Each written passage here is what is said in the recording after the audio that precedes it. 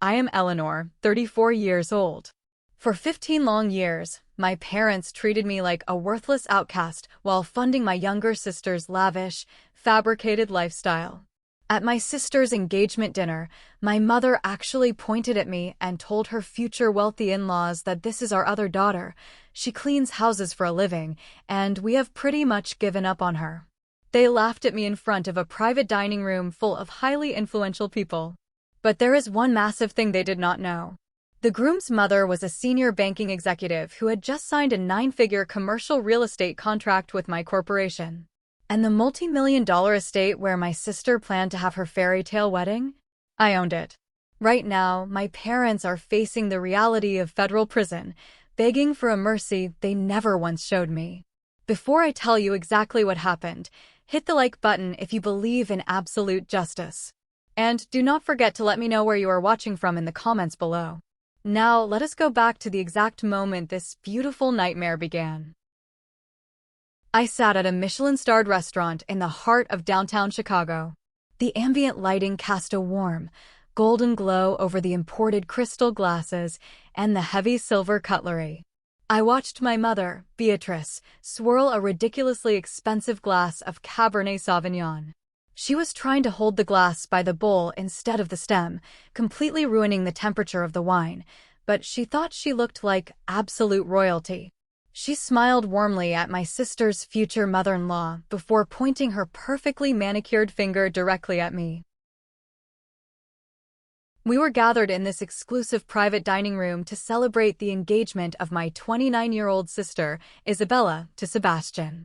Sebastian was a highly successful corporate lawyer specializing in mergers and acquisitions.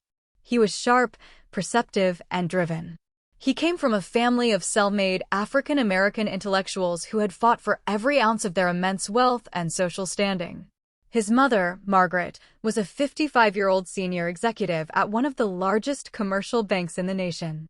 She was a woman of immense power, sharp instincts, and absolute zero tolerance for nonsense. She wore a tailored plum suit that projected pure, unadulterated authority. I liked her immediately. My parents, Arthur and Beatrice, were on the opposite end of the spectrum. They were desperately trying to impress Margaret and Sebastian by playing a game they could not afford. They ordered the absolute most expensive items on the menu without looking at the prices. They name-dropped imaginary celebrity friends they had allegedly met at their local country club. They boasted endlessly about Isabella's supposedly booming luxury fashion boutique. Isabella sat next to Sebastian, radiating manufactured innocence. She was wearing a custom designer silk dress she definitely could not afford on her own. She played the role of the perfect, modest bride-to-be flawlessly. She laughed at all of Sebastian's jokes and continuously touched his arm to showcase her enormous diamond engagement ring. I had been invited to this dinner purely as a prop. My mother needed me there to serve as the dark background so Isabella's fake light could shine brighter.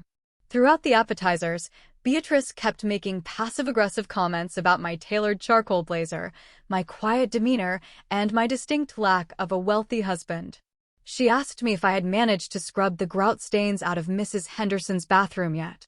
I just smiled, took a sip of my sparkling water, and ate my sea bass. I had dealt with this exact toxic dynamic my entire life. I had spent 15 years building a thick skin against my family's insults. Letting them see any emotional reaction was a victory I absolutely refused to give them. Then came the main course and the exact moment my mother decided to establish total dominance. She leaned across the wide table, placing a heavy hand on Margaret's arm. Beatrice announced to the entire private room that Isabella had always been the ambitious one in the family. She called her a golden child destined for generational greatness. Margaret smiled politely, taking a slow sip of her water. Then she turned her sharp, analytical gaze directly to me. She asked what line of work I was in. Before I could even open my mouth to respond, my mother let out a loud, highly theatrical sigh. She announced my supposed failure to the table, her tone laced with pure, unfiltered contempt. She declared that I was the oldest daughter, and I cleaned houses for a living. She added that they tried to encourage me to go back to school, but some people just inherently lack ambition. My father, Arthur, chuckled loudly as he violently cut into his Wagyu steak. He cheerfully added that they had basically given up on me years ago. He looked right at Sebastian and said that the world needs ditch diggers too, and someone has to scrub the floors. Sebastian looked physically uncomfortable. The polished lawyer shifted in his seat, his brow deeply furrowed. He glanced between me and my parents. I could tell he was a man of deep integrity. Witnessing parents publicly humiliate their own child was deeply unsettling to his core values. He opened his mouth, likely to change the subject or defend me, but Margaret beat him to it. It was Margaret's reaction that changed the entire trajectory of my family's existence. Margaret froze completely. She set her crystal glass down on the table with deliberate slowness. Her keen, intelligent eyes locked onto mine.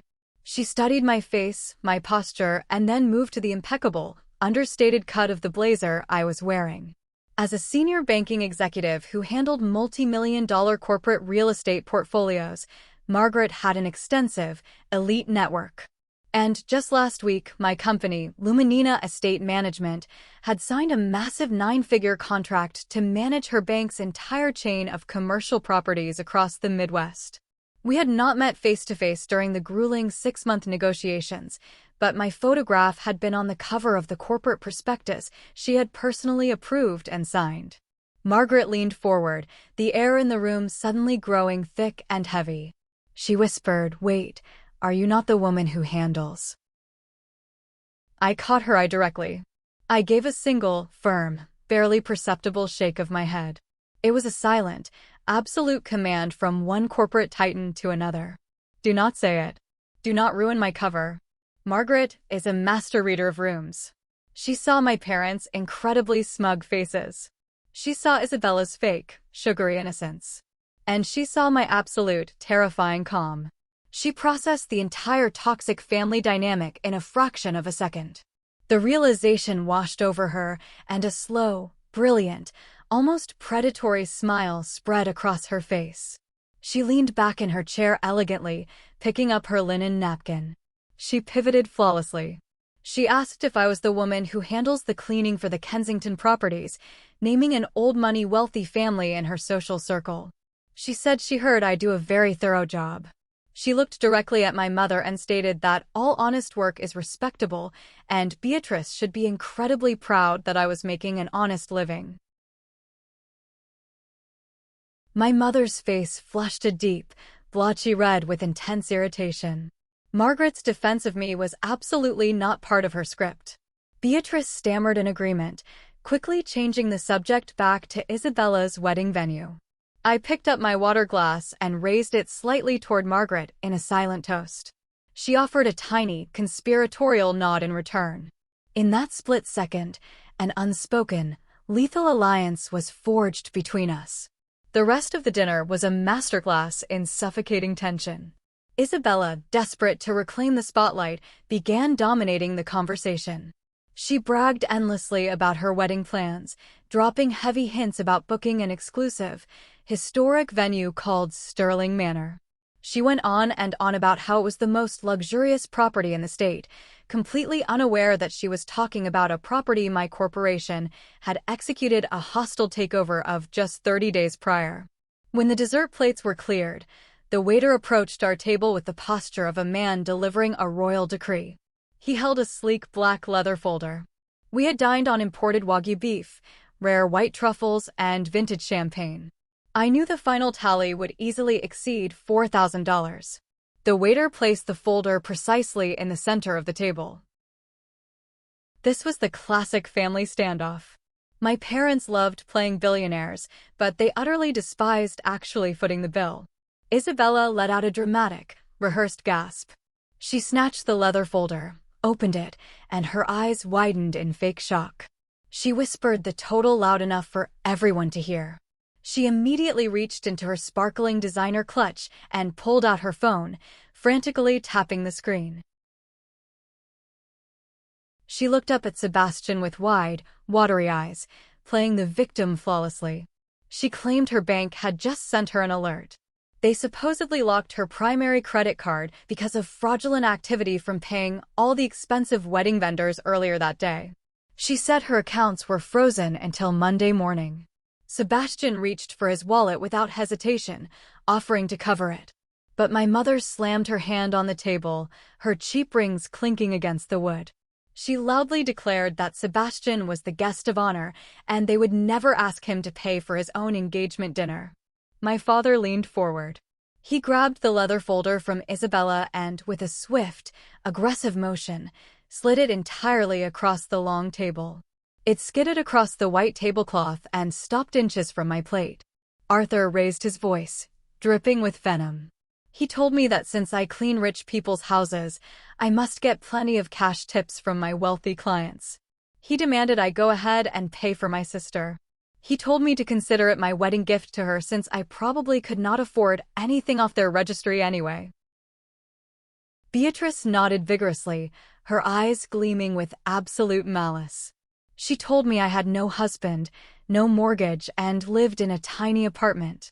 She demanded I be a good older sister for once in my life and take care of the bill. They were actively humiliating me in front of high society. They were treating me like a walking ATM while simultaneously mocking my supposed crushing poverty. Isabella sniffled, wiping away a fake tear, waiting for me to pull out a handful of crumpled $20 bills and beg the waiter for a payment plan. I did not flinch. I maintained perfect, icy eye contact with my father. I slowly reached into the inner pocket of my tailored blazer and pulled out my slim card holder. I did not carry cash.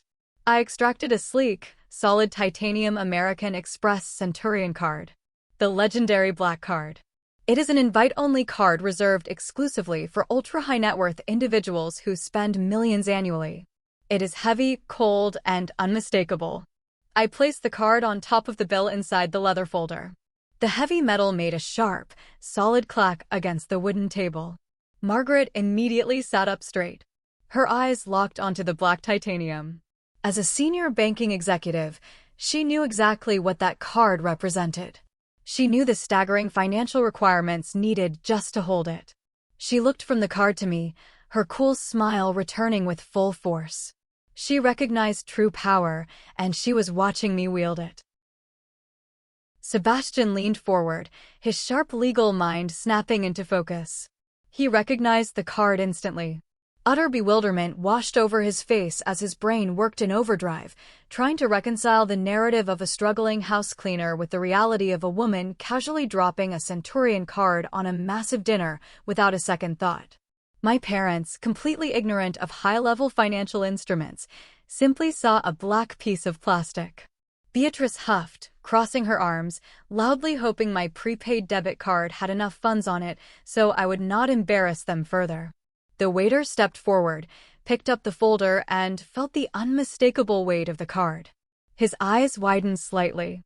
He bowed his head with sudden, profound respect and hurried off to process the payment. I stood up from the table and smoothed the front of my blazer. I looked down at my family, feeling nothing but cold detachment. I told them the dinner was paid for. I congratulated Isabella on her engagement and told her I was sure her wedding would be an unforgettable event. I turned my back on my stunned family, offered a final nod of respect to Margaret, and walked out of the private dining room. I stepped out into the cool Chicago night air, handing my ticket to the valet attendant. I took a deep breath of the freezing air, feeling the tension wash away. But before the valet could even turn to retrieve my vehicle, the heavy glass doors of the restaurant swung open. Isabella marched out onto the pavement, her designer heels striking the concrete with aggressive force. She had left Sebastian and my parents inside.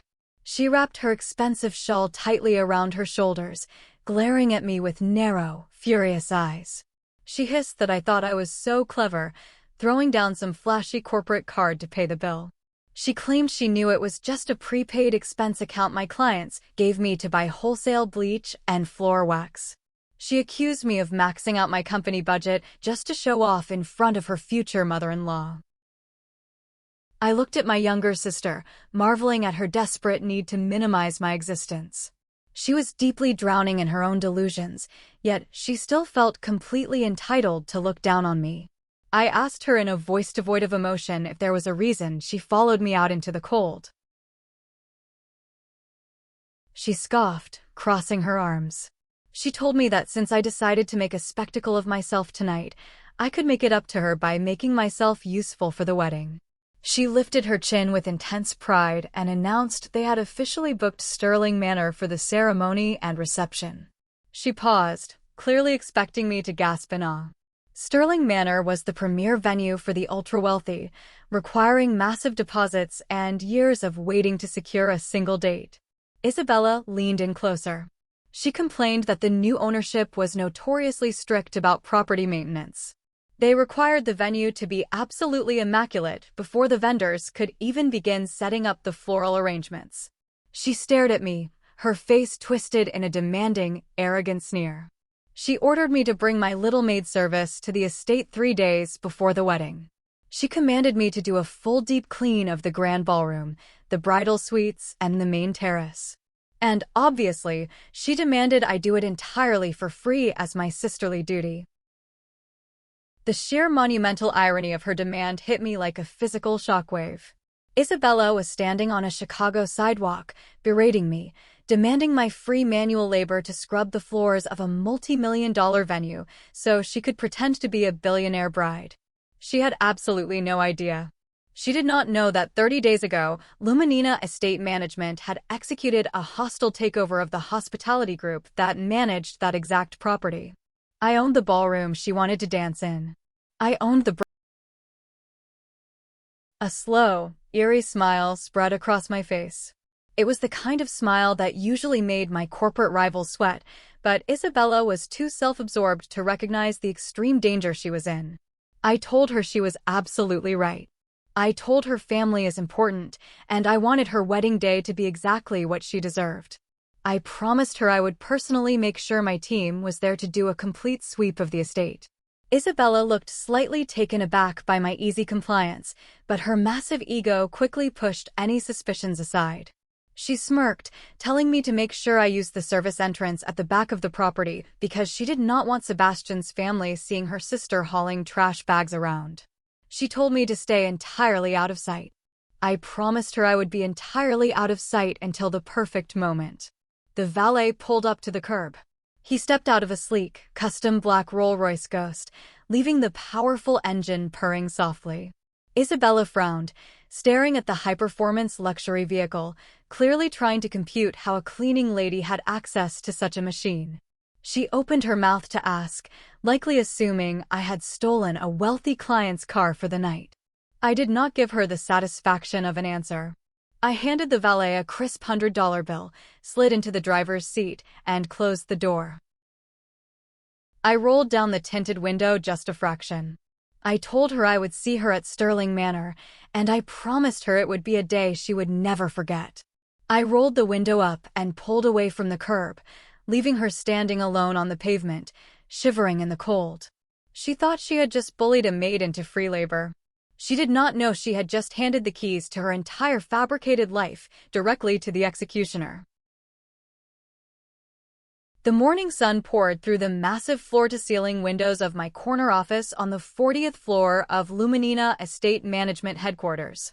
I sat behind my polished obsidian desk, reviewing the final acquisition and transition documents for Sterling Manor. The takeover was completely finalized. The property was secured entirely under my corporate umbrella, and my highly trained security teams were already actively monitoring the sprawling grounds. Everything was operating with flawless, ruthless precision. Then, my private cell phone buzzed against the mahogany wood. I glanced at the glowing screen. The caller ID displayed my mother's name. Beatrice rarely called me unless she needed someone to emotionally degrade or something financial to extract. I took a slow sip of my black coffee, pressed the answer button, and placed the phone on speaker so my hands could remain free to sort my contracts. Beatrice bypassed a standard greeting entirely. She barked into the receiver, demanding I send my social security number and a digital signature to her email immediately.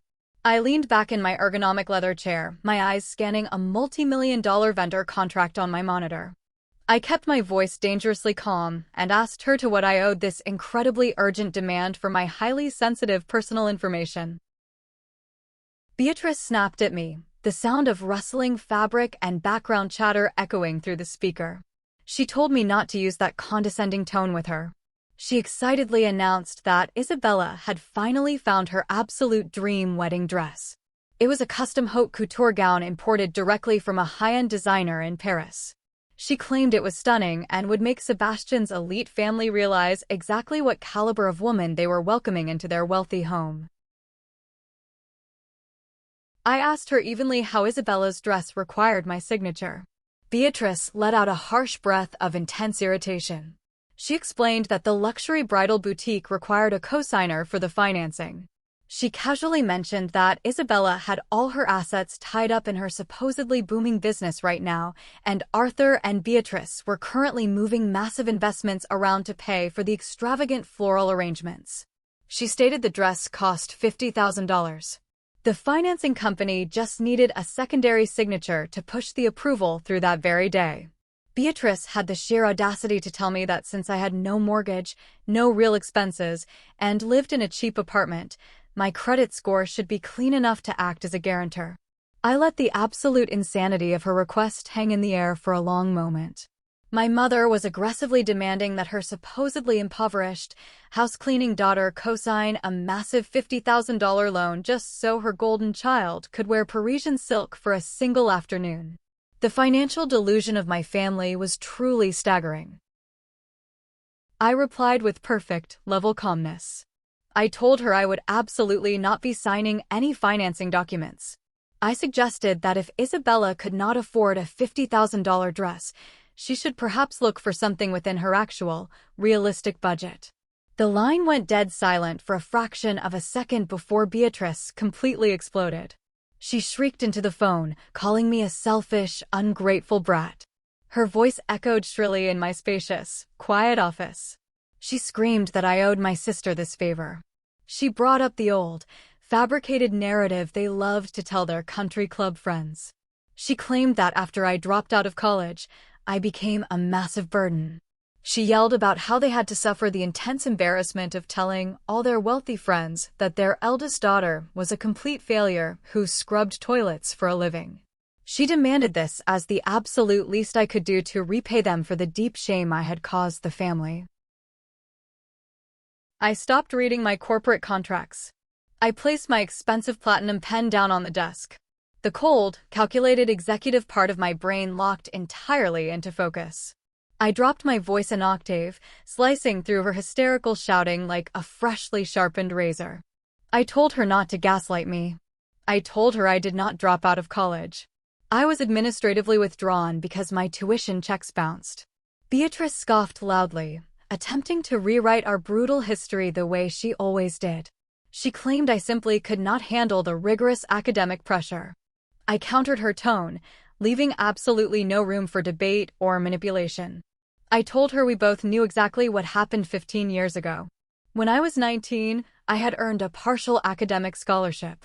I relied entirely on the substantial college trust fund that my grandparents had legally left in my name to cover my campus housing, my expensive textbooks, and the remaining tuition fees.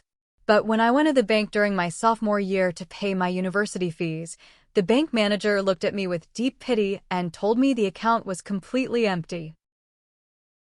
I paused, letting the reality of her historical crime breathe over the phone line. I laid out the exact facts. I told her that she and Arthur had forged my signature. They illegally bypassed the strict trust restrictions and completely drained $80,000 from my private account. They stole my college fund, my entire future, to pay off the catastrophic credit card debts Isabella had carelessly racked up during her freshman year. And it was not just debt. Aunt Sylvia, Arthur's deeply manipulative sister who loved to preach family values, had convinced my parents that a proper young lady like Isabella needed a luxury vehicle to maintain her high social standing. So, my parents drained my inheritance to buy Isabella a brand new Porsche 911, so she would not look poor in front of her wealthy sorority sisters. I reminded Beatrice that she left me with $0, a humiliating eviction notice taped to my dorm room door, and a massive tuition debt I could not pay. I told her that was exactly why I was forced to clean houses. I had to scrub actual biohazards off filthy floors and breathe in cheap Walmart bleach just to buy basic groceries, while she and Arthur paraded Isabella around the country club in her stolen sports car. Beatrice's voice shook with the intense panic of a woman whose deepest, ugliest sins had just been exposed to the harsh light of day. She yelled that I was twisting the past. She defensively claimed Isabella desperately needed that car for networking with important people. She cruelly stated I was studying something completely useless anyway.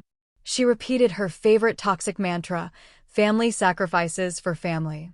She claimed they did what they had to do to protect Isabella's bright future. I replied flawlessly that I did what I had to do to survive the absolute destruction of mine. I told her they made their choice 15 years ago. They chose to sacrifice me to fund her endless delusions. I stated firmly that they do not get to come back a decade and a half later and demand my credit score to fund her ridiculous wedding dress. Beatrice realized she was losing control. She resorted to utilizing her absolute favorite weapon, social isolation. She threatened me. She declared that if I did not sign the loan document right that second, she would officially ban me from attending the wedding ceremony. She ordered me to use the service entrance at Sterling Manor, clean the grand ballroom, and then leave through the back door like the hired help I truly was. She said I would be entirely dead to the family. I looked around my immaculate, sprawling executive office. I looked at the legal property deed to Sterling Manor sitting directly on my polished desk. I told her I would not be signing anything. I told her good luck with the dress, mother. And I pressed the button on my screen, ending the call immediately. I did not cry. I did not shake. The emotional wounds my parents had inflicted on me had scarred over and turned to impenetrable steel a long time ago. I felt nothing but a clinical, absolute resolve to see this dangerous game through to its inevitable, devastating conclusion. I leaned forward and pressed the intercom button on my desk console. My chief financial officer, Marcus, answered immediately. I kept my gaze locked on the beautiful city skyline outside my window. I instructed Marcus to immediately place a maximum security lock and a hard monitoring trace on my personal social security number and all my private credit profiles. I told him to flag any hard inquiries immediately. Marcus's tone shifted into high alert. He asked if there was a specific corporate or personal threat we were looking for. I explained calmly that my family was deeply desperate for $50,000, and they had a proven history of financial forgery. I told him if they could not bully me into signing a loan, they might be stupid enough to try and steal my identity to get it. Marcus understood immediately and locked the systems down. My parents truly thought they were dealing with the helpless, broken 19-year-old girl they had robbed a decade and a half ago. They were about to find out exactly what kind of monster they had created in the dark. 2 days after locking down my credit profiles, the storm finally hit. I was sitting at the head of the Obsidian conference table in the Luminina Estate Management boardroom. We were finalizing the complex operational transition for our newly acquired assets. The room hummed with the quiet efficiency of top-tier executives executing a flawless corporate strategy. My mind was sharp, entirely focused on the profit margins displayed on the massive digital monitor. The heavy glass doors of the boardroom slid open abruptly, breaking the focused silence. Marcus stepped into the room. He bypassed protocol entirely. He did not wait for a pause in the presentation. He walked straight to my chair, his face drawn incredibly tight, his knuckles white as he gripped a secure digital tablet. He leaned down so his voice would not carry across the long table. He whispered that we had a critical security breach and he needed me in my private office right now. I did not ask questions in front of the board. I excused myself with a polite nod and followed Marcus down the carpeted hallway. The moment the heavy oak door of my office clicked shut, Marcus handed me the tablet. His expression was a mixture of absolute professional outrage and deep personal concern. He explained that the maximum security lock I requested for my personal financial profiles had triggered a retroactive, deep-dive sweep of my entire credit history. The system had flagged a catastrophic anomaly. A massive delinquency had just been reported to the major credit bureaus that very morning. I looked down at the glowing screen. An $80,000 personal signature loan had just entered default status. It was attached directly to my Social Security number. I stared at the highly detailed financial breakdown, my eyes tracking the exorbitant, predatory interest rates and the missed payment penalties. I had not taken out a personal loan in over a decade. Every single asset I owned was shielded behind intricate corporate holding companies or ironclad blind trusts. My personal credit profile was completely isolated from my massive business empire. I ordered Marcus to pull the origination files immediately. My voice dropped to a dangerous, flat calm. I needed to find out exactly where this loan originated and who authorized the massive cash disbursement. Marcus tapped the screen, expertly bypassing the encrypted firewalls to pull the original digital paperwork directly from the predatory lender's database. It was a high-risk loan secured exactly 6 months ago, long before I had initiated the recent lockdown with my security team. I scrutinized the digital signature on the loan agreement. It was a meticulous, highly practiced forgery of my handwriting. But amateur criminals always leave a digital footprint, and the people who committed this fraud were spectacularly arrogant. Marcus pointed to the origination IP address logged by the bank's security servers and the exact routing number where the $80,000 had been directly deposited. The IP address mapped perfectly to a residential suburb in Chicago, specifically my parents' house. The routing number belonged to a joint checking account owned by Arthur and Beatrice. The puzzle pieces snapped together with sickening, undeniable clarity. My parents had kept my old physical Social Security card from when I was a teenager living under their roof. When they realized they could not afford the extravagant, high-society wedding they had promised Isabella, they did not scale back their vanity. They committed felony identity theft. They took out an $80,000 loan in my name to pay the massive initial deposits for the luxury catering, the designer gown, and the elite event vendors before Sebastian had stepped in to cover the rest of the wedding costs. The sheer breathtaking audacity of their crime washed over me in waves. They genuinely assumed I was just a struggling maid scrubbing toilets to survive. They figured a poor, uneducated house cleaner would never run a comprehensive credit check or monitor her financial footprint. And if I somehow miraculously discovered the defaulted loan years down the line, they assumed I would be far too impoverished to hire the elite legal representation required to fight it in federal court. They fully intended to let my financial future burn to the ground, trapping me in insurmountable debt just to keep their golden child clothed in Parisian silk for a single afternoon. They sat across from me at that Michelin-starred restaurant 2 nights ago, sneering at my supposed poverty, aggressively demanding I pay for their $4,000 dinner, fully knowing they had already stolen $80,000 in my name. This was no longer just a case of toxic family dynamics. This was no longer just emotional manipulation or narcissistic vanity. They had crossed the hard line into a federal crime. I felt a cold, absolute silence settle over my entire body. The lingering anger I had carried for 15 years completely evaporated, replaced by the chilling, methodical focus of an executioner. Marcus pulled his phone from his pocket. He asked if he should contact the authorities. He offered to have our formidable legal department draft a fraud affidavit and send the Chicago police to their residence before lunch. He reminded me that identity theft of this massive magnitude carries severe mandatory prison sentences. I slid the tablet back across the desk. I told him no.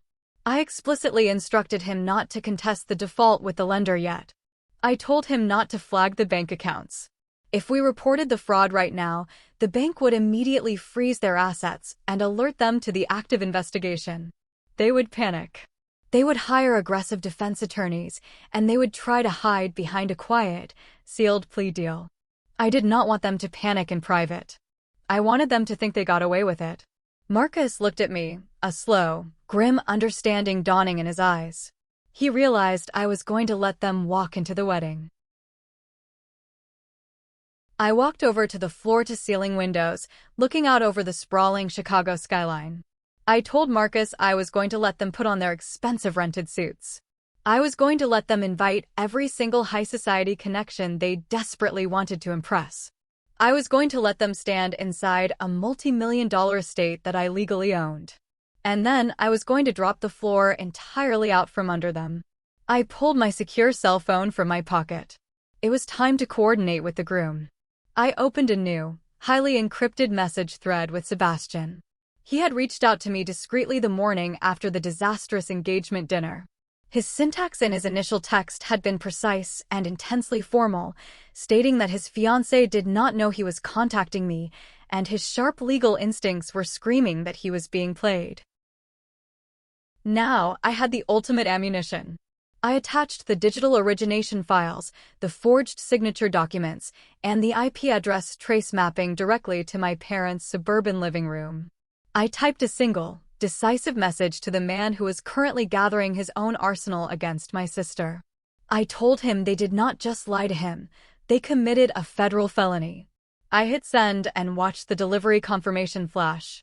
Sebastian's response took less than 30 seconds. He did not call or ask for clarification.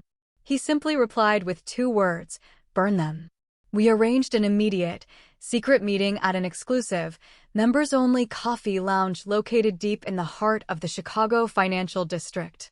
It was a highly secure location where billionaires and elite executives conducted discreet business, a place where Isabella and my parents could never simply wander in. I arrived at the lounge precisely at 10 o'clock the next morning. Sebastian was already seated in a secluded leather booth in the back corner, nursing a black espresso. He looked utterly exhausted. The polished, confident groom I had met at the engagement dinner had completely vanished. In his place sat a highly trained corporate attorney whose entire worldview regarding his personal life had just been violently shattered. I approached the table wearing a tailored charcoal suit that projected quiet, unyielding authority. Sebastian stood up out of ingrained politeness, though his dark eyes were weary and heavily guarded. I slid into the booth across from him, crossing my legs and folding my hands on the pristine marble tabletop. Before Sebastian could even begin to ask about the forged documents, the heavy oak door of the lounge swung open. The ambient noise in the room seemed to hush. Margaret walked in. Sebastian's mother looked absolutely magnificent in a slate-gray power suit, carrying a designer leather briefcase with the undeniable authority of a commanding general. Her sharp gaze scanned the room, locked onto our secluded booth, and she marched directly toward us. Sebastian blinked in sheer shock as his mother approached the table. He stood up slightly, asking what she was doing there. Margaret waved him down with a single, elegant motion of her hand. She slid into the booth right next to me, signaled the waiter for an espresso, and turned her piercing gaze to her son. She stated that she was there because it was time he knew exactly who he was marrying into. And, more importantly, it was time he knew exactly who he had been ignoring.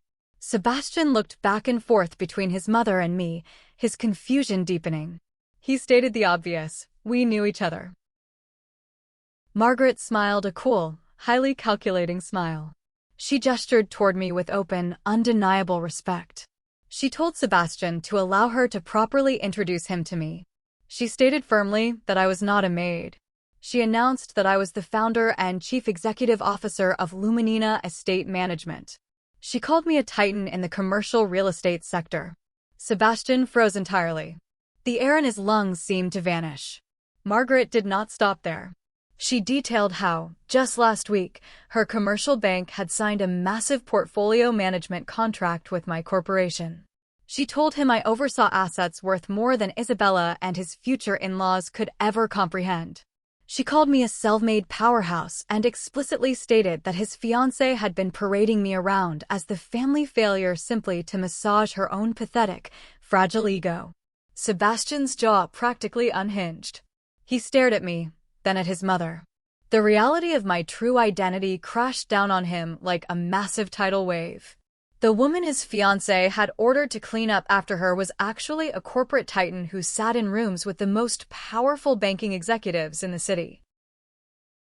He stammered, his legal mind frantically trying to process the magnitude of the lie. He said Isabella told him I dropped out of college. He said she claimed I was drowning in debt. I smiled thinly, my eyes turning as hard as flint. I told him Isabella projects her own deep insecurities exceptionally well. I told him I did not drop out. I explained how our parents had illegally drained my college trust fund to pay off Isabella's shopping addictions and buy her a luxury Porsche, forcing me onto the streets.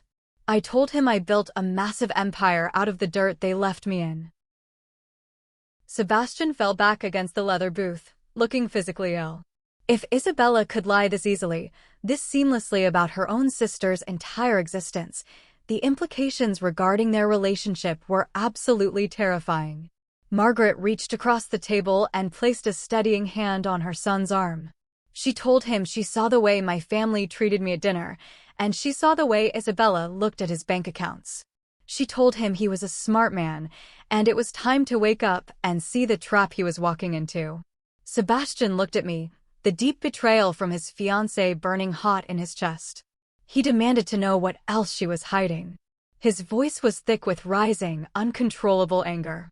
I picked up my coffee cup, taking a slow, deliberate sip. I told him it was time he ran a comprehensive financial background check on his future bride, because he was not going to like what he found. Sebastian left that coffee lounge with lethal intent. He walked into the towering glass and steel high-rise that housed his corporate law firm, his mind operating with the precision of a guided missile. He bypassed his assistant with a brief nod, stepped into his corner office, and firmly locked the heavy oak door behind him. He dropped his briefcase onto his desk, stripped off his suit jacket, and rolled up his sleeves. The loving, supportive fiancé had vanished entirely. Sitting behind that desk was a ruthless litigator preparing to dissect a hostile entity. He fired up his dual monitors. He bypassed the standard public search engines, logging directly into the premium, restricted access legal and financial databases his firm utilized for corporate espionage and high-level risk assessment. He typed Isabella's full legal name, her date of birth, and her current address into the search bar. He hit enter, leaned back in his chair, and watched the digital curtain fall away from the woman he was supposed to marry. The results populated instantly, flashing across his screen in a relentless wave of massive red flags. He started with her business. Isabella had spent the last 2 years boasting endlessly about her luxury lifestyle fashion brand, claiming it was expanding across the Midwest. Sebastian pulled up the Illinois Secretary of State Business Registry and searched for her limited liability company. The status flashed on the screen in glaring capital letters, involuntarily dissolved. He dug deeper, pulling the public court filings associated with the company name. Isabella had not been running a successful boutique. She had been legally evicted from her commercial retail space exactly 12 months ago for failure to pay rent. There was a massive default judgment against her for $40,000 in back rent and property damages. The state had placed a tax lien on the business for unpaid sales taxes. The company she had just spent 20 minutes bragging about to his mother at dinner had been legally dead for an entire year. A cold, heavy knot formed in Sebastian's stomach, but he did not stop there. He switched tabs, moving from her corporate failures to her personal financial footprint.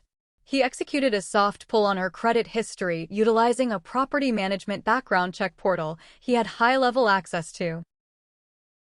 The personal debt profile was absolutely staggering. It was not just bad financial management, it was a catastrophic high-speed collision of extreme vanity and deep delusion. Isabella was drowning in exactly $214,000 of unsecured, high-interest debt. Sebastian scrolled through the itemized list, his jaw clenched tight.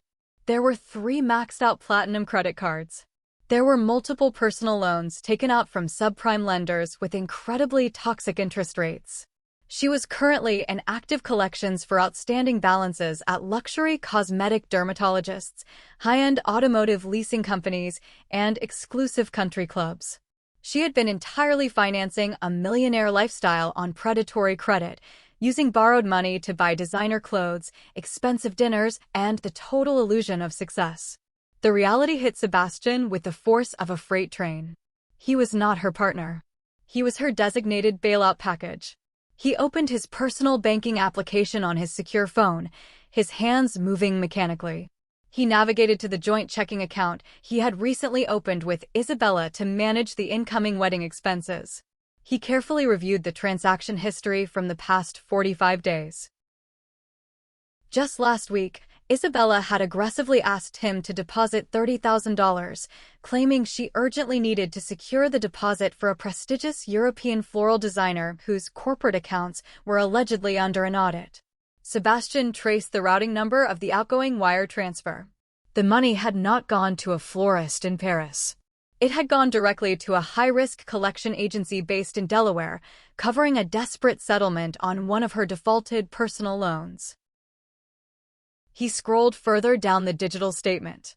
$15,000 earmarked for customized wedding invitations and luxury catering deposits had been wired directly into a joint checking account owned by Arthur and Beatrice. Isabella was actively, maliciously draining his wealth to pay off her hidden debts and fund her parents' fraudulent, bankrupt lifestyle. Her entire family was completely broke, and they were using his hard-earned money to keep their heads above water. Sebastian stared at the screen, the immense magnitude of the betrayal burning in his chest. He had worked 80-hour weeks to make partner at his firm.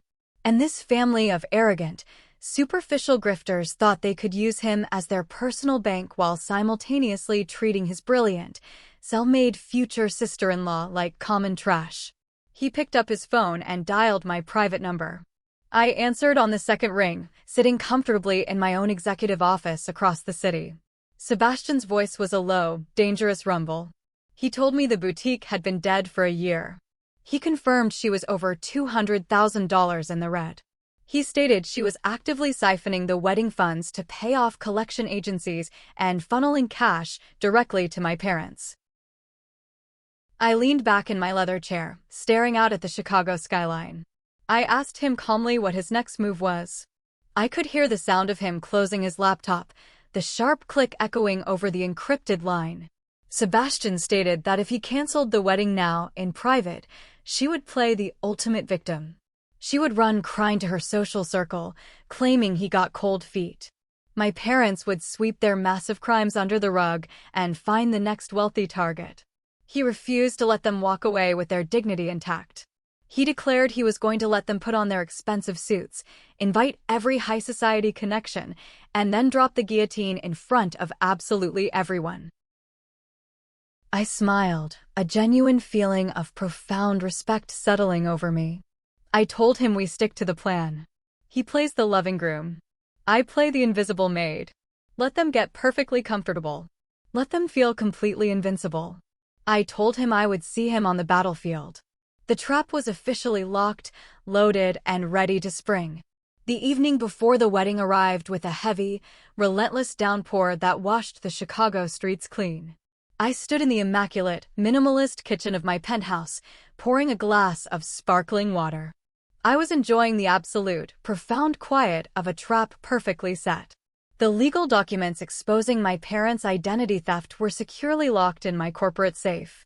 The security teams at Sterling Manor were fully briefed and ready for deployment.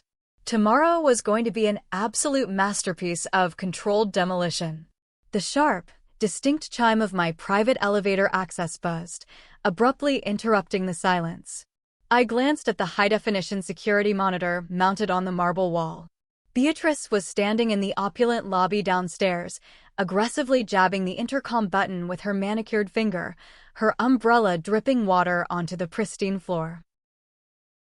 I authorized her entry, genuinely curious about what level of pure audacity she was about to bring into my home on the eve of her final performance.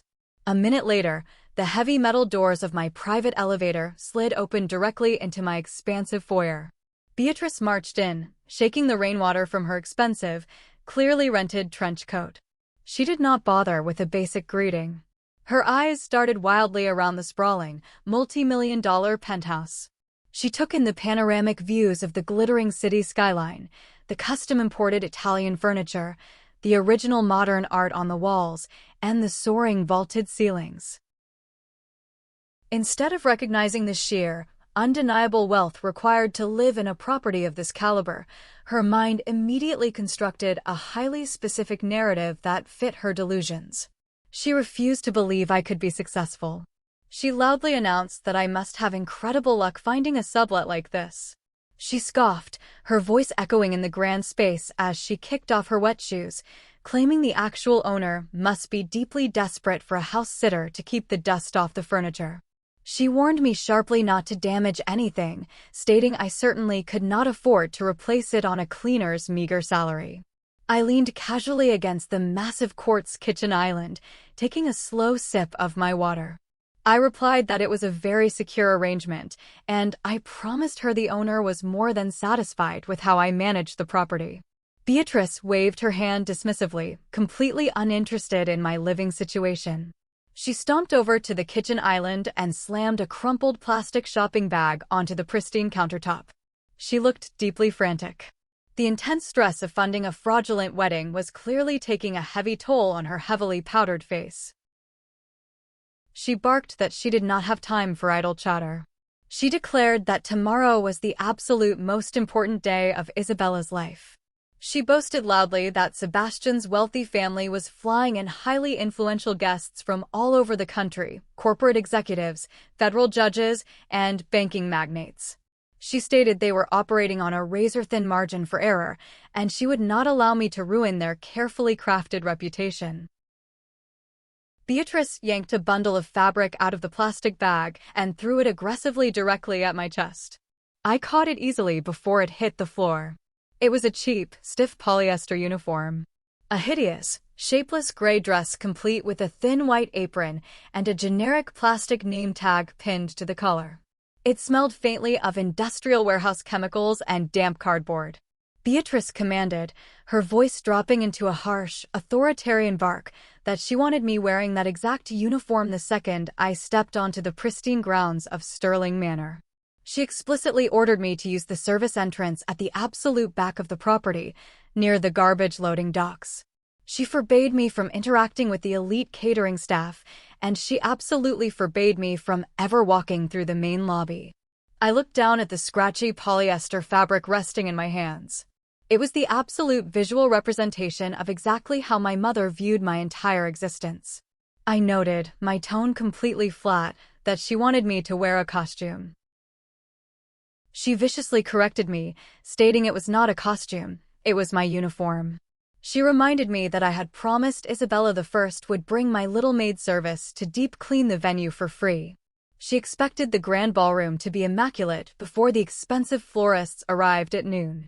But once the guests began showing up for the ceremony, she demanded I disappear entirely. She told me to stay in the dark service corridors, not to let Sebastian's family see me, and not to speak to anyone. She finished her tirade by stating cruelly that I was just there to clean up, I was not a guest, and I needed to remember my place. I stared at the woman who had stolen my college fund, hijacked my social security number, and actively plotted to destroy my financial future to buy her way into high society. She stood in my multi-million-dollar penthouse, inside a luxury building my corporation owned outright, barking orders at me like I was a stray dog she had graciously allowed into the yard. If I were the broken 19-year-old girl she had kicked to the curb 15 years ago, this moment would have destroyed me. But I was not that girl anymore. I was a predator observing prey that had willingly walked into the cage and locked the heavy door from the inside. I slowly folded the cheap gray apron, deliberately smoothing out the deep wrinkles. I looked up at Beatrice, and a calm, eerie smile spread across my face. It was a smile completely devoid of warmth, packed with the quiet, lethal certainty of a judge handing down a final sentence. Beatrice faltered for a fraction of a second. She expected me to argue. She expected me to cry, or to demand an invitation to the reception, or to complain about the harshness of her rules. My absolute, unbothered compliance unnerved her, but her monumental ego quickly paved over that brief flash of intuition. She convinced herself that I was simply accepting my lowly place in her grand hierarchy. I told her smoothly, my voice melodic and chillingly precise, that she did not need to worry. I promised her I understood my assignment perfectly. I assured her I would make sure the grand ballroom was absolutely flawless. I told her I would handle all the trash. Beatrice let out a sharp breath of intense relief, adjusting her expensive trench coat. She told me to see that I do, and warned me not to be late. She turned on her heel and marched back toward the private elevator, eager to escape the presence of her disappointment of a daughter. As the metal doors slid open to receive her, she cast one final, disdainful look over her shoulder, reminding me one last time to remember my place. The elevator doors closed heavily, sealing her fate completely. I stood alone in the quiet, expansive kitchen, the cheap polyester uniform still resting in my hands. I walked over to the stainless steel trash can, stepped firmly on the pedal, and dropped the gray dress directly into the garbage. I whispered to the empty room that she shouldn't worry, I would make sure tomorrow was a clean sweep. I walked down the long, art-lined hallway into my master bedroom and opened my expansive, custom walk-in closet. Hanging perfectly pressed in the center of the illuminated display was a custom-tailored, midnight blue Tom Ford suit. It was a $10,000 masterpiece of modern tailoring, paired with a crisp, flawless white silk blouse and genuine square-cut diamond cufflinks. It was the exact opposite of a maid's uniform. It was the armor of a conqueror. I turned off the closet lights and went to bed, sleeping soundly and deeply for the first time in weeks. The next morning, I arrived early at the Luminina Estate Management headquarters. I walked straight into the executive war room. Nathaniel, my lead legal counsel, and Valerie, my highly decorated head of security, were waiting for me. We conducted a final, rigorous review of the battle plan. Nathaniel confirmed the legal documents were finalized and the police were briefed and holding in unmarked vehicles just outside the estate's perimeter. Valerie confirmed the internal security grid at Sterling Manor was fully operational, and her operatives were positioned at every key exit. As I walked through the main lobby to exit the building, Derek, a rival corporate acquisition manager who had been trying desperately to undercut our latest merger, attempted to corner me. He stepped into my path, a smarmy smile on his face, trying to fish for inside information about our new portfolio. I did not stop walking. I looked right through him, shutting down his pathetic attempt at corporate espionage with a single, razor-sharp sentence about his failing quarterly margins. I had absolutely zero tolerance for parasites today. I stepped into the back of my waiting executive transport. The powerful engine purred as we merged onto the highway, heading directly towards Sterling Manor. The sun was shining. The trap was perfectly set.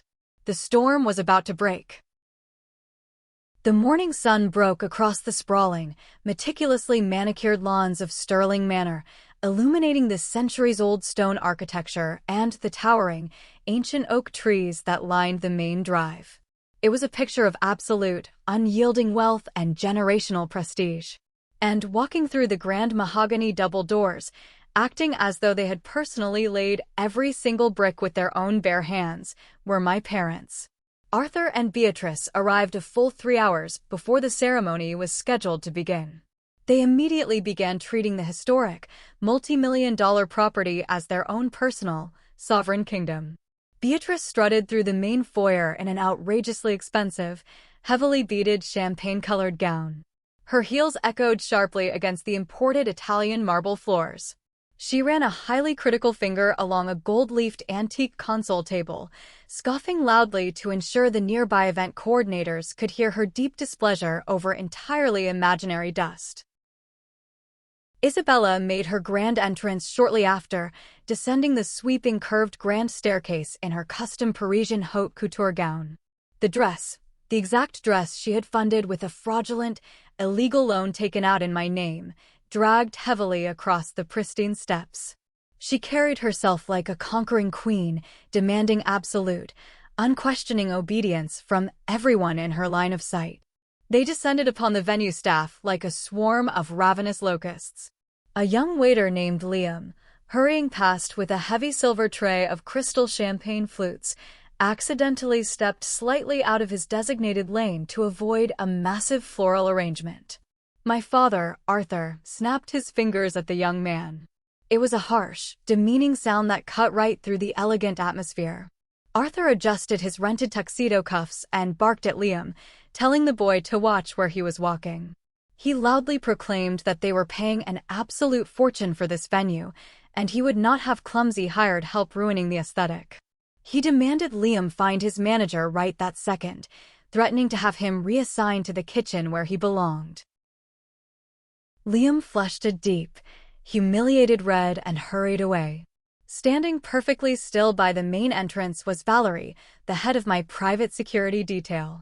Valerie was a former military contractor, handpicked by my corporate team to oversee all high-risk properties under the Luminina estate management umbrella. She knew every single square inch of this massive estate. More importantly, she knew exactly whose signature was on her lucrative paycheck. Valerie did not intervene when Arthur yelled at the waiter. She simply caught the eye of another security operative stationed by the grand staircase, and the two exchanged a very brief, highly amused smirk.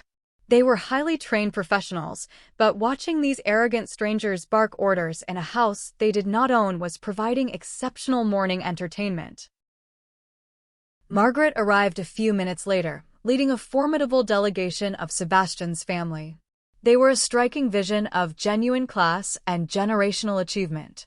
Margaret wore a sophisticated, tailored emerald suit, flanked by her brothers and sisters, who included federal judges, university deans, and senior surgical directors. They did not need to project wealth or scream for attention because they actually possessed it in their bones. Beatrice immediately locked onto them like a vulture spotting fresh prey. She plastered on a blinding, artificial smile and threw her arms open, rushing across the marble floor.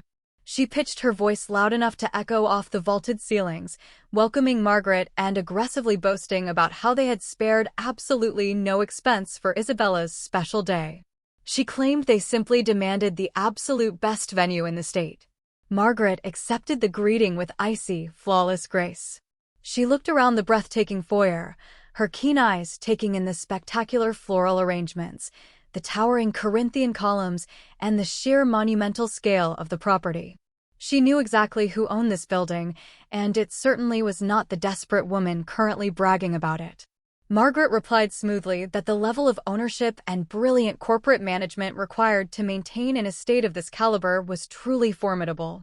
She noted that one has to deeply admire the brilliant mind behind it all. Beatrice beamed, completely missing the lethal, hidden meaning in Margaret's words. She assumed Margaret was complimenting her exquisite choice of venue. Isabella glided over, joining her parents to complete the triad of delusion. She placed a carefully manicured hand on Margaret's arm and lowered her voice into a conspiratorial, gossipy whisper. Isabella told Margaret she must apologize in advance if she happened to see her older sister lurking in the service corridors today. She claimed they took pity on me and allowed my small maid service to handle the pre-wedding trash removal. She stated they had explicitly instructed me to use the loading dock and stay completely out of sight, but added cruelly that the lower classes can be so desperate for attention. Beatrice nodded sympathetically, playing the role of the burdened mother, stating it broke her heart to see me scrub floors, but I made my choices. Margaret did not flinch. She took a slow, elegant sip from a glass of sparkling water Liam had just offered her. Her dark eyes gleamed with a predatory anticipation that my family was far too self-absorbed to recognize. She told Isabella she was absolutely sure her sister would make quite an impression today, and she had a feeling I was going to clean the entire place out. Across the foyer, Valerie adjusted the tactical earpiece discreetly tucked into her ear. The encrypted security channel clicked open. The perimeter team murmured through the radio frequency that the primary asset had just passed the main gates. Valerie tapped her microphone twice in silent acknowledgement. She folded her hands behind her back, a dangerous, knowing glint lighting up her eyes. The true owner of Sterling Manor was pulling up the driveway, and the illusion of grandeur was about to be shattered permanently. The string quartet shifted into a lively classical piece as the final elite guests filed into the grand ballroom. The space was a breathtaking display of architectural dominance. Crystal chandeliers the size of small vehicles hung from the frescoed ceilings, casting a warm golden glow over the sea of silk, velvet, and tailored tuxedos. Arthur and Beatrice were positioned near the head table, loudly taking credit for the towering white orchids. Isabella sat at the center of the room, radiating smug satisfaction. Then, the massive mahogany doors at the main entrance of the ballroom swung completely open. Valerie stood rigidly to the side and held the door open. She did not do this for the catering staff. She did not do this for the guests. She did it because her employer had just arrived. I stepped into the grand ballroom. I was absolutely not wearing the scratchy, foul-smelling gray polyester maid's uniform my mother had thrown at my chest the night before. I was wearing a masterpiece. My custom-tailored, $10,000 midnight blue Tom Ford suit was cut from the finest Italian silk and wool. The lines were razor-sharp, specifically designed to project absolute, unquestionable executive authority. A pristine white silk blouse rested beneath the jacket, and my cuffs were secured by flawless, square-cut diamond links. I wore my hair pulled back in a sleek, uncompromising style. I did not look like a house cleaner who had snuck into a billionaire's party. I looked like the billionaire who owned the building. My heels struck the polished hardwood floor with a rhythmic, commanding sound. A ripple of whispers began to spread rapidly through the perimeter of the room. High society guests are intensely trained to recognize true power, and the energy I projected as I walked into that ballroom caused several influential banking executives and corporate partners to immediately turn their heads. Across the room, Beatrice was in the middle of boasting to one of Sebastian's uncles about her imaginary stock portfolio. She glanced toward the entrance, likely expecting to see another wealthy relative arriving late. Her eyes locked onto me. The color drained from my mother's face so incredibly fast she looked physically ill. The crystal champagne flute in her hand visibly trembled, spilling a few drops of expensive liquid onto the floor. Her mind violently rejected what she was seeing. She expected me to be hauling garbage bags through the loading dock, hiding in the shadows, scrubbing floors in a humiliating gray dress. Instead, she was looking at a woman who commanded more raw attention than the bride herself. Beatrice abandoned Sebastian's uncle without a single word of excuse. She practically sprinted across the ballroom, her champagne-colored gown rustling aggressively as she navigated through the maze of round tables. Her face was twisted into a mask of pure, unadulterated panic and venomous rage. She intercepted me just as I reached the edge of the polished dance floor. She did not bother with a greeting. She lunged forward and dug her manicured acrylic nails brutally into my forearm, attempting to physically drag me behind a towering floral arrangement and out of sight. She hissed at me, her voice a frantic, venomous whisper. She demanded to know what in the world I thought I was doing. She asked where my uniform was and why I was dressed like that. She shoved her shoulder against mine, using her body weight to try and force me backward toward the swinging kitchen doors. She told me I was a maid, I did not belong in this room, and I needed to get out before Sebastian's mother saw me. I looked down at her trembling hand gripping my expensive silk sleeve. I did not pull away. I simply stared at her fingers with such freezing, absolute contempt that she subconsciously loosened her grip. I braced my stance, entirely immovable.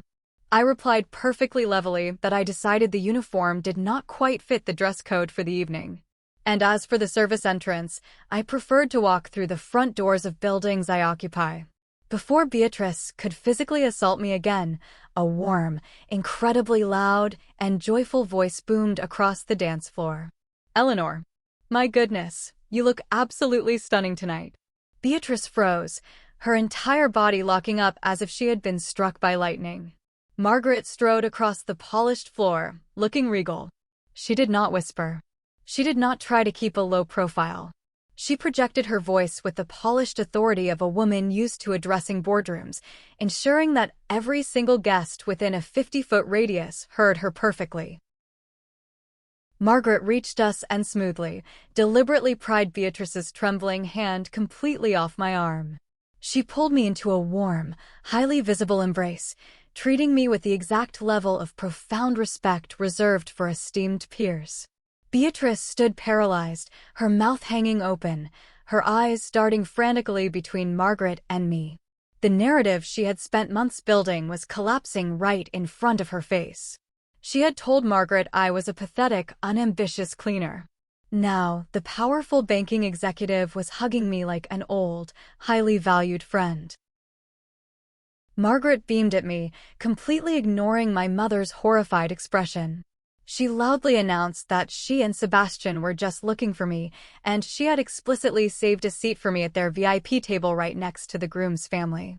Beatrice let out a strangled, breathless gasp. She stammered, her voice shaking with sheer confusion and terror, claiming there must be a mistake. She insisted I was just there to help the catering staff and was not a guest.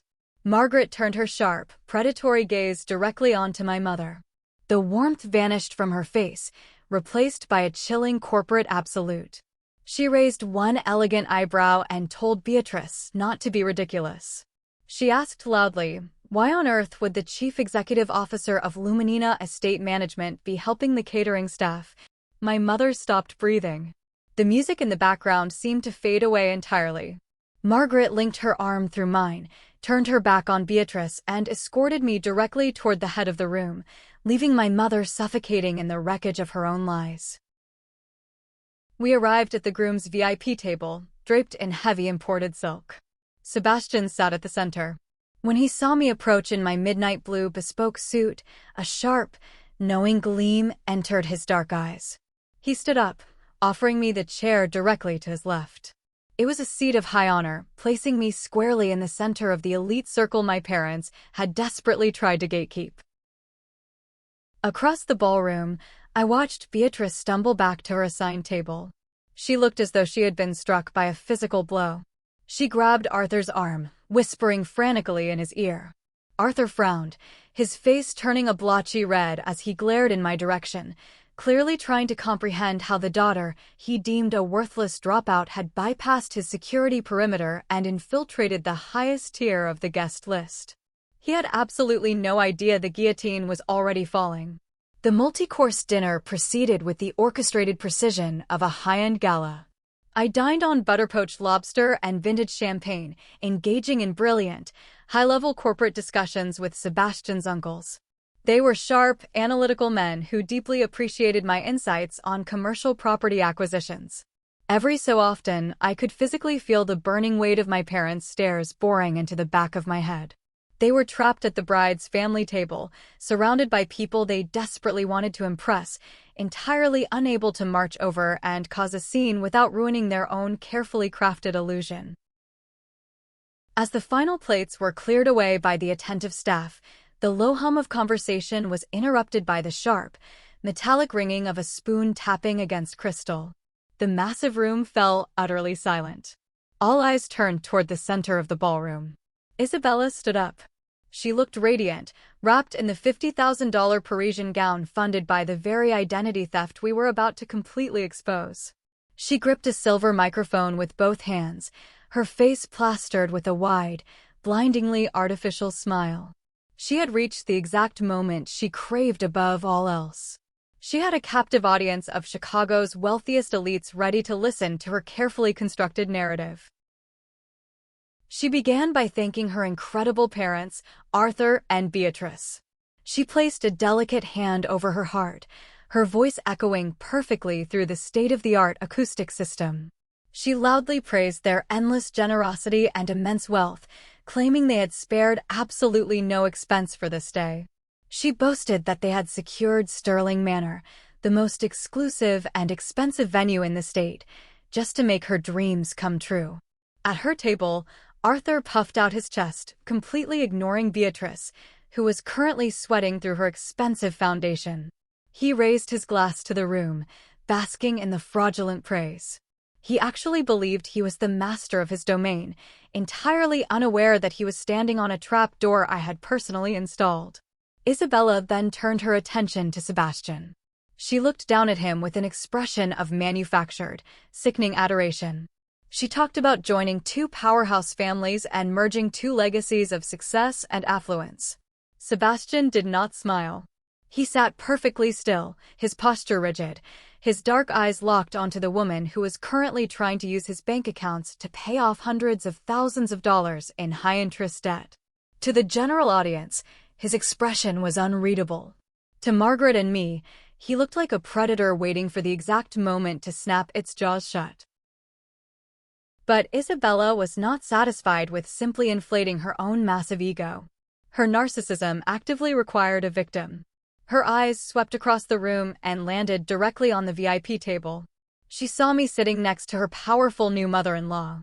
I could see the brief flash of pure, unfiltered shock in her eyes as she took in my $10,000 suit, but her malice instantly overrode her logic. She clearly assumed Margaret had taken pity on the poor maid and dragged me to the table as a charitable gesture. Isabella gripped the microphone tighter. She decided this was the perfect moment to put me in my place, permanently establishing the hierarchy in front of her powerful new in-laws. She raised her glass and announced, her voice dripping with a sickeningly sweet, condescending pity, that she wanted to toast her older sister. She stepped away from the head table, making sure every eye in the ballroom followed her gaze directly to me. She told the crowd that I had always walked a very different path than the rest of their successful family. She publicly thanked me, the sister who does manual labor so others can shine. She loudly thanked me for cleaning up for her happiness today, claiming everyone knew I worked so hard scrubbing these floors to make sure her wealthy guests had a spotless environment. The silence that slammed into the ballroom was suffocating. A collective, highly uncomfortable murmur rippled through the sea of elegantly dressed guests. In the world of old money and corporate elite, overt, tacky cruelty was deeply frowned upon. It was an appalling display of classlessness. Several of Sebastian's family members exchanged deeply disgusted looks. Margaret sat completely motionless, sipping her champagne with the icy detachment of an executioner, watching a condemned prisoner tighten their own noose. My parents froze. Arthur's smug grin vanished, replaced by a sudden, terrifying realization that Isabella was drawing massive public attention to the very person Beatrice had desperately wanted to hide. I did not flinch. I did not look away. I remained comfortably seated in my chair, radiating absolute power. I reached out and picked up my crystal champagne flute by its delicate stem. I raised the glass directly toward Isabella. I did not look like a humiliated maid. I looked like a queen accepting the total surrender of a peasant. A slow, lethal, predatory smile spread across my face. Isabella faltered. Her fake, triumphant grin wavered as she saw the sheer, unbothered authority in my eyes. She expected me to shrink, to cry, or to run out of the room in absolute shame. My defiance completely short-circuited her brain. Then, the heavy scraping of a chair echoed sharply across the quiet room. Sebastian pushed his chair back from the VIP table. He stood up. He adjusted the cuffs of his tailored tuxedo with slow, meticulous precision. His face was a mask of cold, unyielding legal fury. He did not look at his bride with love. He looked at her like a hostile witness on the stand. Sebastian stepped away from our table and began walking with deliberate, heavy strides directly toward the microphone. The sharp click of his polished dress shoes against the hardwood floor sounded like the ticking of a metronome counting down to 0. Isabella watched him approach with a beaming, radiant smile. She was completely intoxicated by her own performance. She assumed he was coming to stand by her side, to drape an arm around her waist, and to publicly echo her arrogant sentiments. She held the silver microphone out to him. Sebastian reached out, but he did not pull her into an embrace. He took the microphone from her hand with a smooth, clinical motion. He stepped one pace away from her, creating a distinct, chilling physical barrier between them. The entire grand ballroom held its collective breath. 300 elite guests waited in pin-drop silence for the groom to deliver his toast.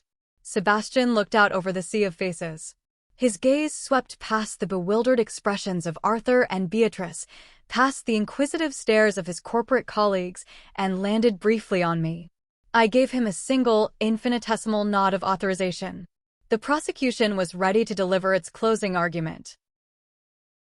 "Isabella is right about one thing," Sebastian began, his voice echoing through the massive acoustic system. The tone he used was not the warm, nervous timbre of a man deeply in love. It was the deadpan, absolute zero frequency of a litigator. Honesty in a family is key. Transparency is the only foundation upon which a true partnership can be built.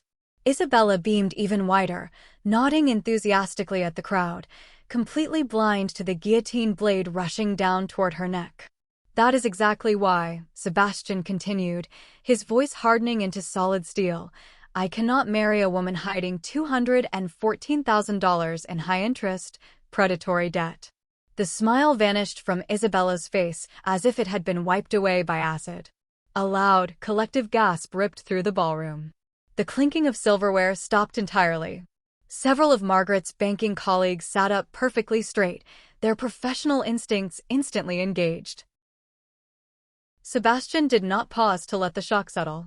He drove the blade deeper, exposing every single layer of her financial rot to the highest echelon of Chicago society. "I cannot marry a woman whose supposedly booming luxury boutique went bankrupt and was involuntarily dissolved by the state 12 months ago," Sebastian announced, his voice ringing with absolute, unyielding authority. "I cannot stand at an altar with a woman who wired $30,000 from our joint wedding fund to pay off subprime lenders and collection agencies just last week. I cannot bind myself legally or morally to a fraud who planned to use my bank accounts to save her sinking ship." Isabella lost all motor function. Her hands went entirely slack. The massive, custom cascading bouquet of white roses slipped from her fingers. It hit the polished hardwood floor with a heavy, humiliating thud. She opened her mouth to speak, to deny it, to spin a web of desperate lies, but her vocal cords paralyzed. She stood frozen in her $50,000 Parisian gown, stripped entirely bare in front of the very people she had planned to exploit. At the bride's family table, sheer panic erupted. Beatrice gasped, clapping a hand over her mouth, her face turning an alarming shade of chalk white. Arthur shot up from his chair, his face flushing a dangerous, dark crimson. "Sebastian, what is the meaning of this?" Arthur bellowed, his voice cracking with panicked outrage. "This is an inappropriate joke. You are embarrassing my daughter. Hand the microphone back right now." Sebastian slowly turned his body, locking his dark, furious eyes directly onto my father. The sheer force of his glare stopped Arthur dead in his tracks. Sebastian was not a man you yelled at. He was a man who sent corporate titans to federal prison for a living. "I am not making a joke, Arthur," Sebastian replied, his voice dropping into a lethal, vibrating register that commanded absolute silence in the room. "And my financial investigation into your daughter was just the beginning of what I discovered this week." Sebastian stepped closer to the edge of the stage, towering over my parents' table like a judge delivering a final, inescapable sentence.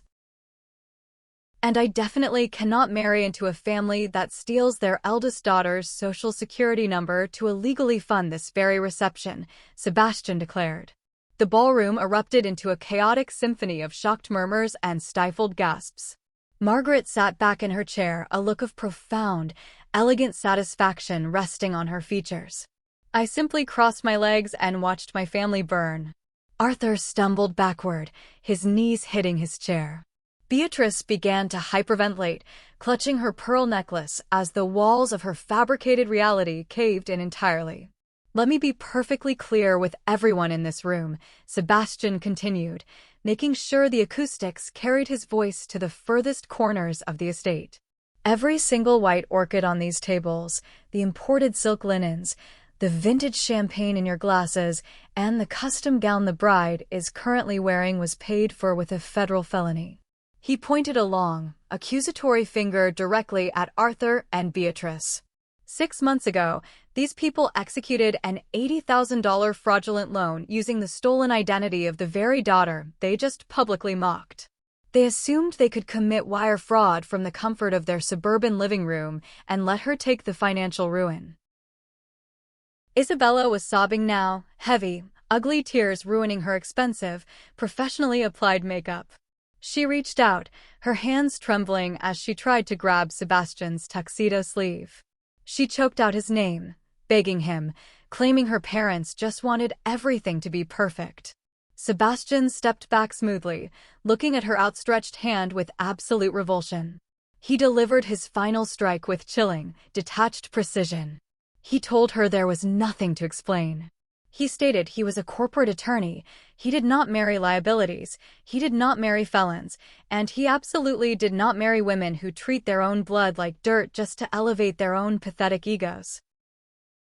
He turned his back on her, placed the silver microphone deliberately onto the nearest table, and walked straight back to the VIP section. He took his seat next to me, adjusted his jacket, and picked up his champagne flute. The silence in the grand ballroom was apocalyptic. Nobody moved. Nobody breathed. The elite guests stared at my parents and my sister with absolute, unfiltered disgust. Arthur and Beatrice were trapped. The exits felt miles away, and the judgmental eyes of 300 powerful witnesses pinned them to the floor.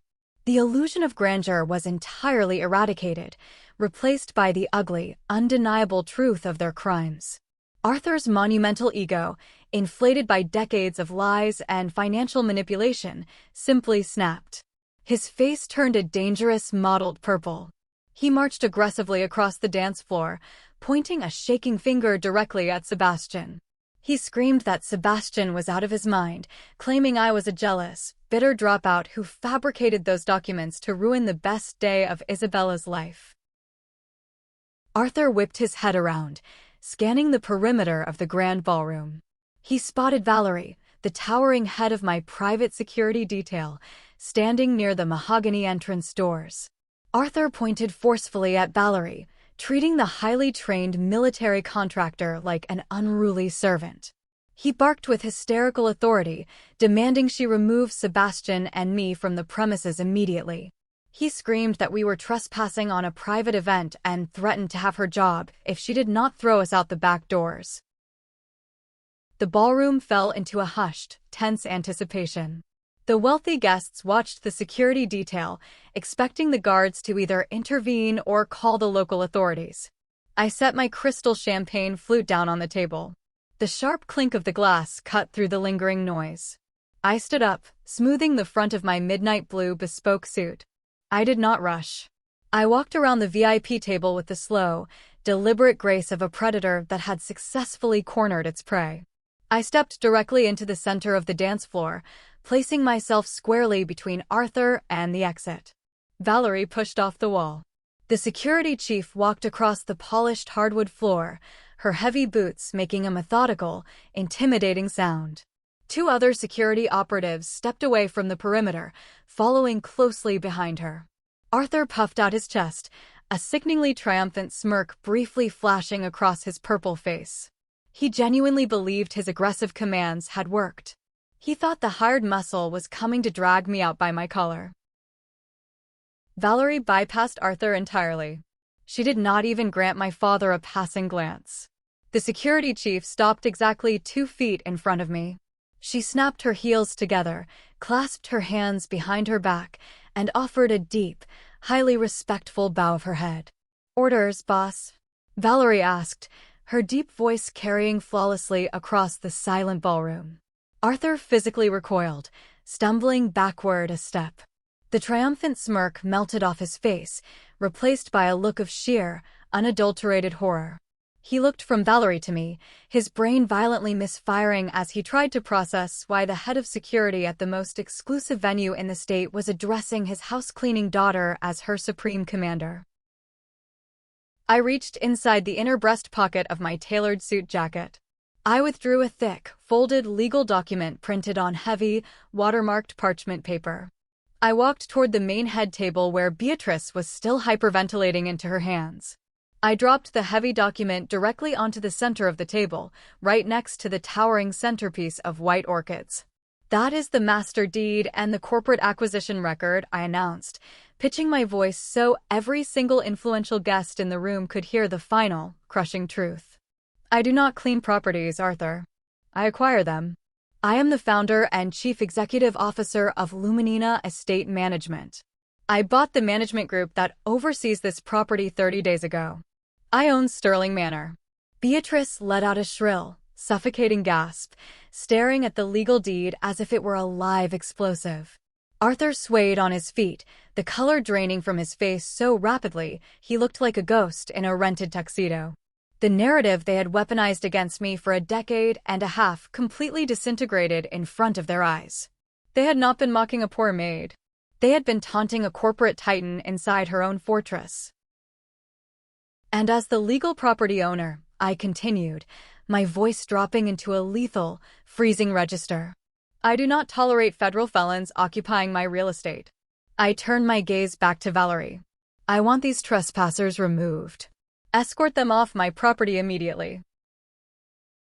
Valerie offered a grim, highly satisfied smile. She signaled the rest of the security detail. 6 large, highly trained operatives immediately detached from the walls and converged on the head table, surrounding my family with absolute tactical precision. The endgame had officially arrived. Let's pause for a moment. Thank you for staying with me this far. You're truly amazing. Please help me by liking the video and commenting the number 1 below, so I know you've been here with me until this point. This not only helps more people discover the story, but also lets me know that my experiences mean something to someone. Your support is the greatest motivation for me to keep sharing the rest of this journey. Valerie and her operatives formed an impenetrable wall of muscle around the head table. Arthur puffed out his chest, attempting to shove his way past a guard who was twice his size. The operative barely shifted his weight, easily blocking my father's path with a single, immovable forearm. Beatrice pressed her back against the silk-draped table, her hands clutching her pearl necklace so tightly the string looked ready to snap. She looked frantically toward the ballroom exits, seeking a miraculous escape route that simply did not exist. Before Valerie could issue the physical command to escort them out of the building, a piercing wail sliced through the heavy atmosphere of the estate. The distinct, shrieking sound of approaching police sirens echoed up the long, winding driveway. Flashing red and blue lights illuminated the massive floor-to-ceiling windows of the grand ballroom, casting harsh, alternating colors across the crystal chandeliers and the terrified faces of my parents. I had not just called security. My lead corporate counsel, Nathaniel, had executed the final phase of our strategy exactly on schedule. The moment Sebastian finished speaking, Nathaniel had contacted the district attorney's office. The authorities had been waiting on standby just outside the property gates for my signal. The heavy mahogany doors at the main entrance swung wide open for the second time that evening. A squad of uniformed Chicago police officers marched into the ballroom, led by a seasoned detective in a dark trench coat. Tam Fan Harrison, Sebastian's uncle and a highly respected federal judge, stood up from his table. He gestured to the officers, his voice carrying the undeniable weight of the law, ensuring that the police were given a wide, completely unobstructed path across the polished hardwood floor. No one uttered a single word of protest. The elite banking executives and corporate moguls simply watched with icy, judgmental silence as law enforcement encroached upon the fraudulent hosts. The detective stopped directly in front of the head table. He did not care about the imported floral arrangements or the expensive champagne. He looked at my parents with the cold, assessing gaze of a man who dealt with criminals every single day. He announced their names, his voice carrying the unmistakable weight of state authority. He explicitly stated that they were both under arrest for felony identity theft, wire fraud, and banking forgery. Beatrice let out a guttural, suffocating shriek. She screamed that it was a mistake, claiming they belonged there, that they were wealthy. She begged Arthur to tell them they were hosting a wedding. Arthur could not speak. The arrogance that had fueled his entire existence evaporated into thin air. He stared at the silver handcuffs unhooked from the belt of the nearest officer, his jaw trembling uncontrollably. The arresting officer commanded Arthur to turn around and place his hands behind his back. When Arthur hesitated, the officer forcefully grabbed his arm, spun him around, and locked the steel cuffs over the cuffs of his rented tuxedo. The sharp, metallic click echoed loudly in the quiet room. Beatrice tried to pull away, sobbing violently, but a female officer swiftly apprehended her, securing her wrists behind her back. The exquisite champagne-colored designer gown my mother wore was instantly reduced to the attire of a common criminal being processed for booking. Isabella, who had been huddled on the floor in her $50,000 Parisian dress, finally processed the catastrophic reality of her situation. Her parents were going to federal prison. Her boutique was bankrupt. She was drowning in over $200,000 of predatory debt. The only safety net she had left was the man walking away from her. She scrambled across the polished floor on her hands and knees. Her heavy silk gown tangled around her legs, making her look desperate and entirely pathetic. She crawled directly toward the VIP table where Sebastian stood tall and unbothered. She sobbed his name, her hands reaching out to grab the hem of his tailored trousers. She begged him to help them, crying that he was a lawyer and could fix it. She promised she would do anything he wanted if he just didn't leave her like this. Sebastian looked down at the woman who had tried to siphon his wealth to save her own sinking ship. He did not yell. He did not show an ounce of pity. The expression on his face was one of absolute, clinical revulsion.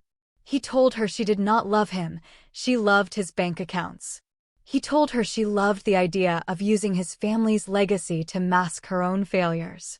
He explicitly ordered her never to contact him again, adding that his legal team would be serving her with a restraining order and a civil suit for the funds she misappropriated from their joint accounts by Monday morning. Isabella let out a broken, agonizing wail, collapsing completely onto the floor. She buried her face in the imported silk tablecloth, weeping uncontrollably as the absolute illusion of her billionaire lifestyle burned to the ground. Sebastian did not spare her another glance. He turned to his mother. Margaret stood gracefully, her posture impeccably straight, her emerald power suit completely unwrinkled by the surrounding chaos. She looked at the sobbing bride, then at the handcuffed parents, and offered a singular, dismissive shake of her head. Sebastian offered his arm to his mother. They walked together down the center aisle of the ballroom.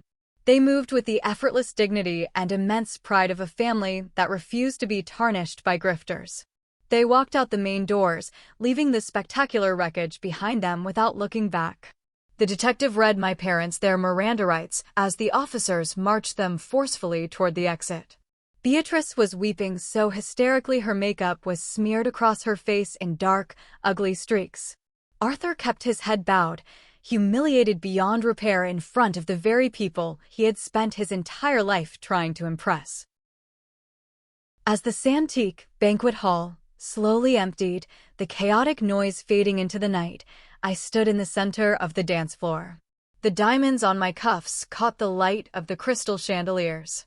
I watched Liam, the young waiter Arthur had berated earlier, quietly begin to clear away the half-empty glasses of vintage champagne.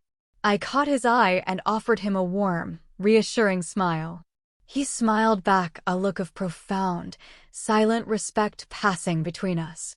The air in the room suddenly felt incredibly, beautifully clean. My anger, carried for 15 long years, officially dissipated into the ether. 6 months passed. The winter snow melted, giving way to a bright, vibrant Chicago spring. Luminina Estate Management experienced unprecedented growth.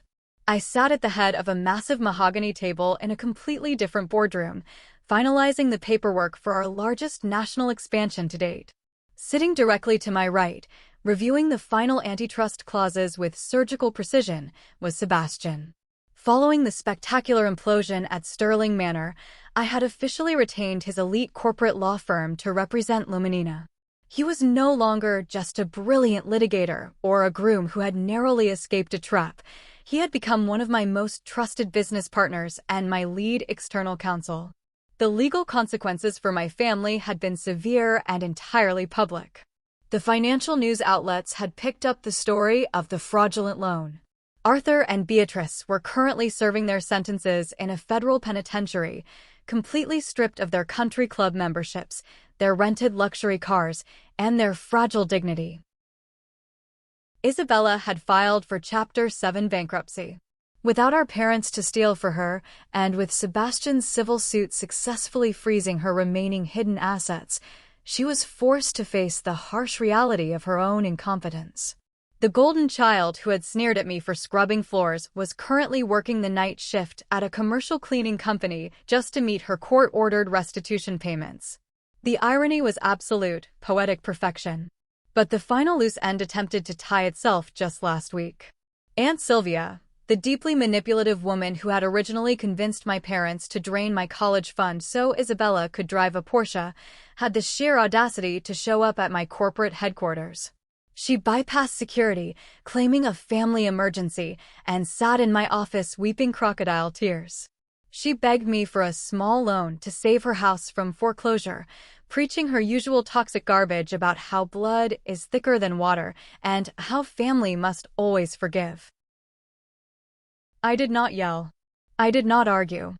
I simply pressed a button on my desk console. A crystal-clear audio recording from 15 years ago, a voicemail I had meticulously saved and restored, played through the office speakers. It was Sylvia's voice, explicitly telling my mother how to forge my signature on the trust documents so they wouldn't get caught. Sylvia's face turned the color of ash. I looked at her with absolute, freezing detachment. I told her I do not invest in toxic assets, and I certainly do not fund the architects of my own destruction. I ordered security to escort her out of the building and permanently ban her from the premises. The last remnants of my toxic bloodline were completely, ruthlessly excised from my life. I stood in my penthouse, the heavy glass of the floor-to-ceiling windows cool against my fingertips. The sun was beginning to set over Chicago, casting brilliant, fiery streaks of gold, amber, and deep violet across the sprawling urban skyline. The city looked vast and alive, a grid of endless possibilities stretching out all the way to the horizon. Millions of lights began to flicker on in the towering skyscrapers, pushing back the gathering twilight. I held a glass of sparkling water, taking a slow, refreshing sip. I thought about the specific word my mother had hurled at me like a weapon for 15 years. She had called me a maid. She had called me a cleaner. She used those titles to strip me of my dignity, hoping to keep me small, silent, and deeply ashamed. She genuinely believed that working with my hands to survive was a permanent stain on my character, a marker of inherent inferiority. I looked down at the bustling streets far below. I did not hate the title anymore. In fact, I embraced it completely. They called me a cleaner, and they were absolutely, fundamentally right. I had built an entire multi-million-dollar empire by taking broken, neglected, mismanaged properties and meticulously stripping away the rot. I specialized in identifying deep structural decay and eradicating it completely. But my greatest, most profound achievement was not fixing commercial real estate or negotiating nine-figure banking contracts. My greatest achievement was applying that exact same rigorous, uncompromising protocol to my own personal existence. I had looked at the toxic, parasitic waste that was actively infecting my life, and I had scrubbed it out entirely. I had sanitized my environment, permanently removing the people who viewed my existence as nothing more than a convenient scapegoat and an endless ATM. I had swept away the lies, the psychological manipulation, and the breathtaking cruelty that my parents, my sister, and my aunt had tried to relentlessly track through my front door. For years, society conditions us to believe that family is an unbreakable, sacred bond. We are told to forgive the unforgivable simply because we share the same DNA. We are pressured to set ourselves on fire just to keep toxic relatives warm. But I learned the hardest, most vital lesson of my life. Blood does not automatically grant you a VIP pass to abuse me. Respect is earned, and boundaries are the heavily fortified walls that protect your peace. True family is not defined by biology. True family is defined by mutual respect, unwavering support, and consistent, honest presence. True family is Margaret, who saw my worth and defended a stranger at a dinner table. True family is Sebastian, who valued integrity over an easy illusion and stood by my side to execute justice. True family consists of the allies and the empire I built with my own two hands when the people who were supposed to protect me threw me to the wolves. I stood in my penthouse, surrounded by the quiet hum of true peace. I held the legal deeds to an empire that nobody could ever forge a signature to take away from me. I had started with a cheap mop, a plastic bucket, and lungs full of bleach fumes, and I had ended up owning the very skyline my family so desperately wished they belonged to. The past was permanently swept away. The garbage had been taken out to the curb. I looked out over the glittering, vibrant city, feeling completely, utterly liberated. There was nothing ahead of me but a brilliant, spotless, limitless future. And if anyone ever tries to bring their dirt into my house again, well, they already know exactly what I do for a living. I clean house. Thank you so much for listening to my story. The profound lesson I learned from this entire journey is that our worth is absolutely never defined by those who try to break us. When my family left me with nothing, it felt like the ultimate, unsurvivable betrayal. But it actually became the exact catalyst for my true liberation and my ultimate success. We often cling desperately to toxic relationships out of a misplaced sense of obligation, hoping that people will eventually change if we just sacrifice enough of ourselves. However, setting firm, uncompromising boundaries is not an act of cruelty, it is the ultimate act of self-preservation. By drawing a hard line, I discovered my own unstoppable strength and built a life far more beautiful than the illusion they tried to trap me in. Have you ever faced something similar with your own family? Have you ever had to establish heavy boundaries with toxic relatives to protect your own mental and financial well-being? Share your story in the comments below. I read every single one, and your experiences matter. And please, don't forget to like this video and subscribe so you don't miss the next journey. Stay strong, and never let anyone make you feel ashamed of the hard work it takes to build your own life.